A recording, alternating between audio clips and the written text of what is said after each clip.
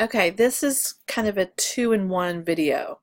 I'm going to talk more about selections, but I'm also going to show you how you can do selective color or selective black and white. There's many names for it. But so what I'm going to do is I'm going to select these red lanterns and then turn everything else to black and white. All right. All right, so we have to begin making our selections. Um, I'm going to just test out the magic wand, which is underneath the quick selection tool. And I say that because this is the type of image that the magic wand was built for. I'm going to leave my tolerance at 32, and I'm going to just click on, see, it's not taking everything. 45.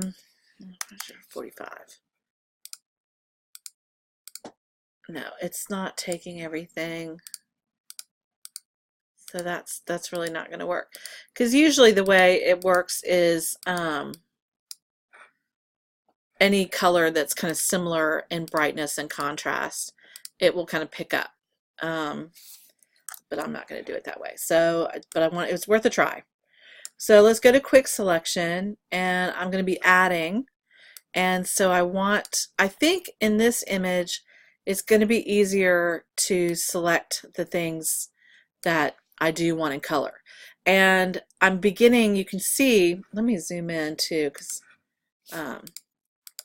one thing about selections, as you get better and better at them, you need to zoom in. We just have to be closer to our subjects so we can see if we missed anything. So I'm starting from within and working my way out. Okay, and then hopefully that will grab everything I need. Okay.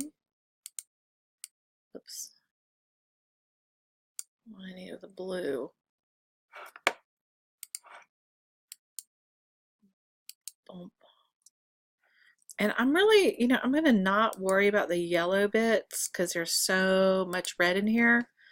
So I'm going to keep on making my selections. Oops, that's a go from subtract.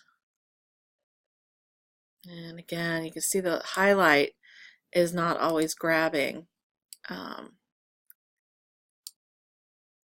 then sometimes it's working very easily. All right, so I'm going to keep going. Again, I'm not starting from the edge of this and moving in. I'm starting from the middle, and that was one click right there. That's another click. And that's very quick considering. Now I am gonna, whoops, and see how that grabbed the light. I don't want that. So remember, everything else is going to be in black and white. So if there's any color, especially that red, any red showing, I'll be able to tell if I've done a good job or not. All right, so I'm going to just continue on with this, and I'll come back to you in a moment. Okay, I probably picked one of the more difficult images to do, but I do have them all selected. And so I have saved this selection as well.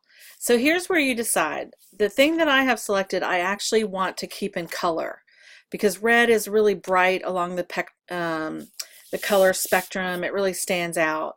And so I want to turn everything else to black and white. But right now I have all my lanterns selected. So in order to do that, I go up to the Select tab and I inverse. Inverse just means the opposite.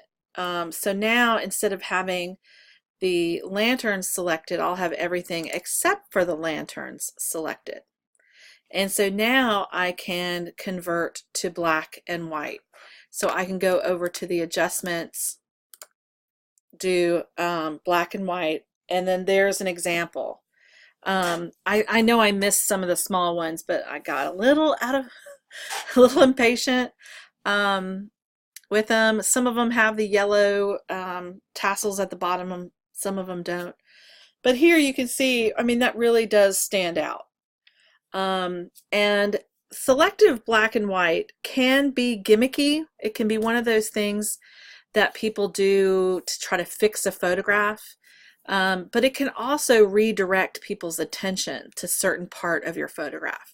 So use this with, that in mind, and turn one photograph in that you have changed, you have kept in color, and the rest of it is black and white, or vice versa, however you want to think of this, black and white with some color in there.